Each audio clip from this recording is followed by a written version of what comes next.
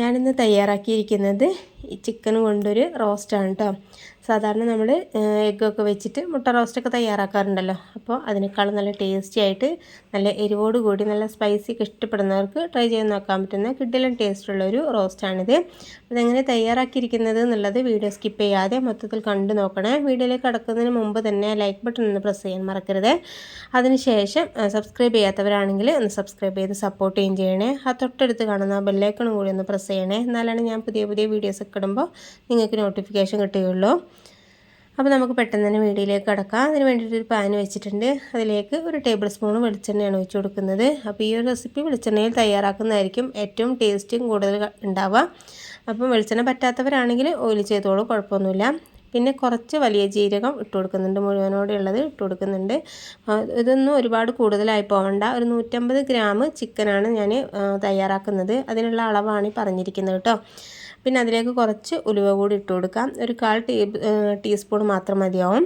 പിന്നെ കുറച്ച് കറിവേപ്പില കൂടി ഇട്ട് കൊടുക്കുന്നുണ്ട്. ഇപ്പോൾ ഈ ഒരു ഉലുവേൻ്റെ ഒക്കെ ജസ്റ്റ് നിങ്ങൾ കളറ് മാറി വരുന്ന സമയത്താണ് ഈ കറിവേപ്പില ഇട്ട് കൊടുക്കുന്നത്.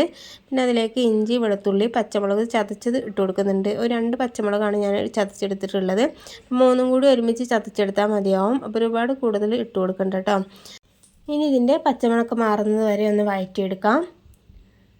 അതിനുശേഷം അതിലേക്ക് 2 മീഡിയം സൈസുള്ള സവാള ഇതുപോലെ ചെറുതായിട്ട് കനം കുറച്ചിട്ട് ഇട്ട് കൊടുക്കുന്നുണ്ട്. ഇപ്പോൾ സവാളയ്ക്ക് പകരം ചെറിയ ഉള്ളി ചേർത്ത് കൊടുത്താലും ടേസ്റ്റും കാര്യങ്ങളും ഉണ്ടാവും കേട്ടോ.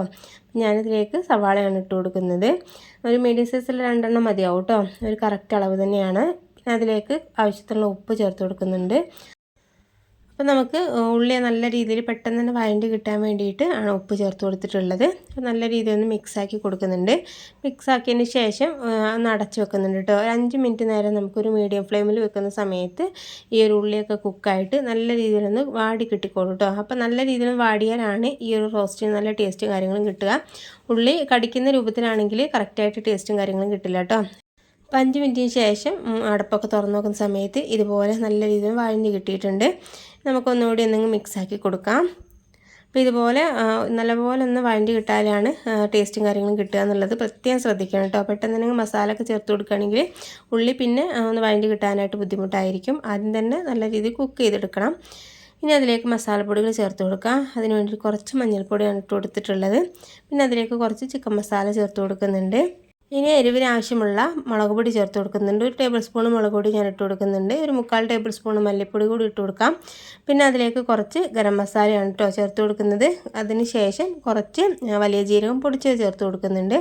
വലിയ ജീരകം പൊടിച്ചത് ചേർത്ത് കൊടുക്കുമ്പോൾ നല്ലൊരു ഫ്ലേവറും കാര്യങ്ങളും ഉണ്ടാവും കേട്ടോ.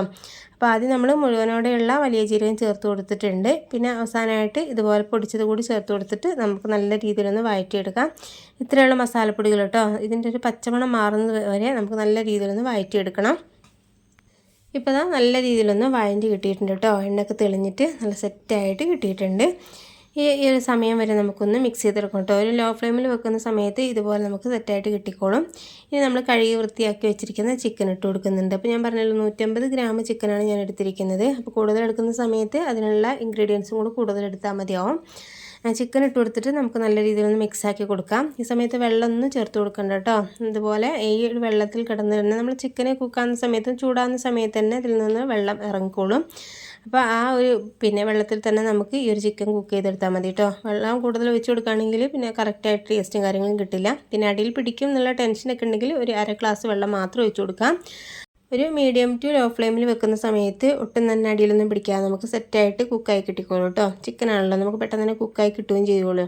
അപ്പോൾ ഇതുപോലെ ഒന്ന് മിക്സ് ആക്കിയതിന് ശേഷം ഞാനൊന്ന് അടച്ച് വെക്കുന്നുണ്ട്. അടച്ച് വെച്ചിട്ട് ഫ്ലെയിം ഒന്ന് കുറച്ച് വെക്കാം കേട്ടോ. ഒരു 5 മിനിറ്റിന് ശേഷം ഒന്നുകൂടി ഒന്ന് തുറന്ന് നോക്കിയാൽ മതി. അപ്പോൾ ഇതുപോലെ വെള്ളമൊക്കെ ഇറങ്ങിയിട്ടുണ്ടാവും. നമ്മൾ ഈ സമയത്ത് വെള്ളമൊന്നും ഇതിൽ ചേർത്ത് കൊടുത്തിട്ടില്ലല്ലോ. ചേർക്കാതെ തന്നെ നമുക്കിത് സെറ്റായിട്ട് കിട്ടിയിട്ടുണ്ട്. ഈ സമയത്ത് ഇപ്പോൾ ചിക്കൻ കുക്കായിട്ടൊന്നുമില്ല കേട്ടോ. ഒരു ഹാഫ് കുക്ക് മാത്രമേ ആവുള്ളൂ. അപ്പോൾ ഒന്നുകൂടി ഒന്ന് മിക്സാക്കി കൊടുക്കുന്നുണ്ട്. നമുക്കിതൊന്നും കൂടെ അടച്ച് വെക്കണം കേട്ടോ. അപ്പോൾ ഇടയ്ക്ക് നമ്മളിതുപോലെ തുറന്ന് കൊടുത്തിട്ട് ഇതുപോലെ ഇളക്കി കൊടുത്താൽ മതി. അപ്പോൾ അടിയിൽ പിടിക്കുന്ന പ്രശ്നമൊന്നും ഉണ്ടാവില്ല. അപ്പോൾ നമ്മൾ ഈ ഒരു റോസ്റ്റിന് ആവശ്യമുള്ള ഉപ്പ് ഈ സമയത്ത് ചേർത്ത് കൊടുക്കുന്നുണ്ട്. നമ്മൾ ഉള്ളി വഴണ്ടി കിട്ടുന്ന സമയത്ത് വഴറ്റിയെടുക്കുന്ന സമയത്ത് മാത്രം ഉപ്പ് ചേർത്ത് കൊടുത്തിട്ടുള്ളൂല്ലോ. അപ്പോൾ ഇതിനാവശ്യമുള്ള ഉപ്പ് ഈ സമയത്ത് ചേർത്ത് കൊടുത്തിട്ടുണ്ട്. പിന്നെ ഒരു മീഡിയം സൈസിലുള്ള തക്കാളി എടുത്തിട്ട് ഇതുപോലെ കട്ട് ചെയ്തിട്ട് ചേർത്ത് കൊടുക്കുന്നുണ്ട്. അപ്പോൾ തക്കാളിക്ക് പകരം ടൊമാറ്റോ സോസ് വേണമെങ്കിലും ഒരു 2 ടേബിൾ സ്പൂൺ ചേർത്ത് കൊടുത്താൽ മതിയാവും. അപ്പോൾ തക്കാളി ആകുമ്പോൾ നമുക്ക് അത്രയ്ക്കൊരു പുളി ഫീൽ ചെയ്യില്ല. അപ്പോൾ ഇതുപോലെ ഒന്ന് മിക്സാക്കി കൊടുക്കുന്നുണ്ട്. ഇത് തക്കാളി ഇതുപോലെ ഒന്നങ്ങ് മിക്സ് ചെയ്തെടുത്താൽ മതി കേട്ടോ. ഒരുപാട് വെന്ത് ഉടഞ്ഞു പോകേണ്ട കാര്യമൊന്നുമില്ല. അപ്പോൾ ഇതുപോലെ ഒന്ന് മിക്സ് ആക്കിയതിന് ശേഷം ഒന്ന് അടച്ച് വെക്കുന്നുണ്ട് കേട്ടോ. ഇനി ഒന്ന് അടച്ച് വെച്ചിട്ട് ഒരു 5 മിനിറ്റിന് ശേഷം പിന്നെ തുറന്ന് നോക്കിയാൽ മതി കേട്ടോ. അങ്ങനെ ഇടയ്ക്കിടയ്ക്ക് തുറന്ന് നോക്കിയാൽ മതി. ടോട്ടൽ ഒരു 15-20 മിനിറ്റിനുള്ളിൽ തന്നെ നമുക്ക് ഈ ഒരു ചിക്കൻ കുക്ക് ചെയ്തെടുക്കാനായിട്ട് കഴിയും. ഫ്ലെയിമിൻ്റെ കാര്യം പ്രത്യേകം ശ്രദ്ധിക്കണം. തീ കുറച്ച് വെച്ചിട്ട് വേണം ഇതൊന്ന് കുക്ക് ചെയ്തെടുക്കാനായിട്ട്. അപ്പോൾ നമുക്ക് വെള്ളം ഒഴിച്ച് കൊടുക്കേണ്ട ഒരു കാര്യം വരില്ല. ഈ ഒരു ഗ്രേവിയിൽ തന്നെ കിടന്ന് ചിക്കൻ നല്ല രീതിയിൽ കുക്കായി കിട്ടിക്കോളും. ഇപ്പോൾ ഇതാ ഒരു 10 മിനിറ്റിന് ശേഷം തുറന്ന് നോക്കിയതാണ് കേട്ടോ. അപ്പോൾ ഇതാ നല്ല രീതിയിൽ സെറ്റായിട്ട് കിട്ടിയിട്ടുണ്ട്. എണ്ണയൊക്കെ തെളിഞ്ഞിട്ട് നല്ല കുക്കായി കിട്ടിയിട്ടുണ്ട് കേട്ടോ. ഒന്ന് മിക്സ് ചെയ്ത് കൊടുക്കുന്നുണ്ട്.